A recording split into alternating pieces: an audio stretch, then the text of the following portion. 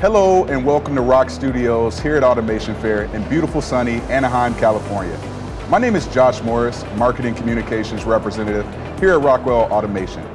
I'm very excited to be joining you all from the Rock Studios booth to discuss a topic centered around process and power. For those of you who are tuned in live, we welcome you to join the conversation as well. If you have any questions, feel free to post those in the chat of the live stream, and we'll do our best to address those as time permits. Today we have a very special guest joining us, Christopher Dornan, Commercial Marketing Manager here at Rockwell Automation. Thanks for joining me, Chris. Happy to be here, Josh. Chris, we thank you for taking time out of your busy schedule here at Automation Fair and lending your expertise on the topic of process and power. So to get us started, I wanted to ask you a couple questions. So there's a lot of interest at Rockwell Automation's as it concerns to Rockwell Automation's integration of process and power. Can you give me a little bit more information on that? Happy to, Josh. So I think for us, it starts with that integrated architecture. And if I have anybody to talk to for a little bit of time, I try to say that that's the number one differentiator for Rockwell, is the ability to do process, power, motion, safety, discrete and batch, with a common platform being Logix. So specifically in the process and power side, those are two disciplines that I think that have a lot of commonality and needs, but typically are served by different islands of automation and different controllers, which again yields the problem of having to integrate those systems, pass information easily across those systems, and be able to archive it and be able to cross-train operators on a system.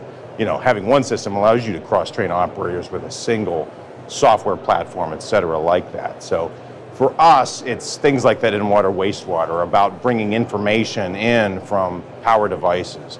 And just us thinking about these things sometimes is important, because if you didn't have those systems joined together today, you really wouldn't be able to even appreciate. It's like you don't know what you don't know.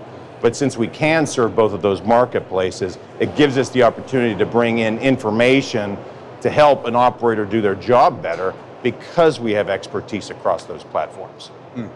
That's very interesting. So can you just go a little bit more in detail on how a typical customer would take advantage of this? Absolutely. I always kind of like to use the example of, and one that you see in water, wastewater, and probably we'll see in upcoming industry applications in green hydrogen, will be you have a lot of large rotating pieces of machinery, say large pumps. Now, if I have a pump problem and it's failing on me, debugging that problem could be very key to me getting back up to speed and running or being down. And I like to say is if I could quickly determine whether or not the problem with the pump is either a mechanical problem that I have to take apart the pump to fix, but instead if I get information, say across 61850 from Switchgear or E-Houses that will tell me the pump is failing because the inrush power is a problem, that could save me hours, if not days, of time. And a lot of times that type of information is never brought to a control room user or an operator, right? But just having that piece of information may save somebody from having to open up that pump to diagnose a problem. You're just getting those diagnostics and information to somebody that allows them to debug and get that problem solved earlier, faster, less time and effort. That's very interesting, and thanks again for those incredible insights. So what can we expect in the next year or the years to come as it relates to process and power, Chris? That's a great question. So we're excited that it's one of the pillars that is defining what we're doing from a marketing standpoint this year. So a lot of things we're working on is not only collateral that speaks against some of what we think are those explicit customer value perspectives, but really getting some quotes and looking at success stories. Even this week, we had a great provider like Inland Empire that does water, wastewater. And a lot of times why they bought Rockwell was because of our capability of integrating process and power. So we want to have more of those success stories out there. And that's the best way we think a lot of times the customers will be able to approach us and take advantage of that, is understanding, hey, you're not the guinea pig here. Plus, there are unique value propositions and efficiencies gained by other customers that you can take advantage of.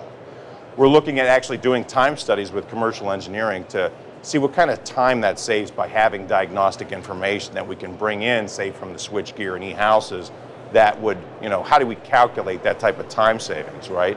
So we're doing a lot of that. We're activating a lot of the content through our channels and through our partners. We're doing a lot of work on our website and creating additional collateral that we want to bring to the regions. Also, how do we tweak those messaging that it speaks to the industries we're serving? What does process and power mean to the water wastewater user, or explicitly to the oil and gas user, or to the hybrid CPG user, right?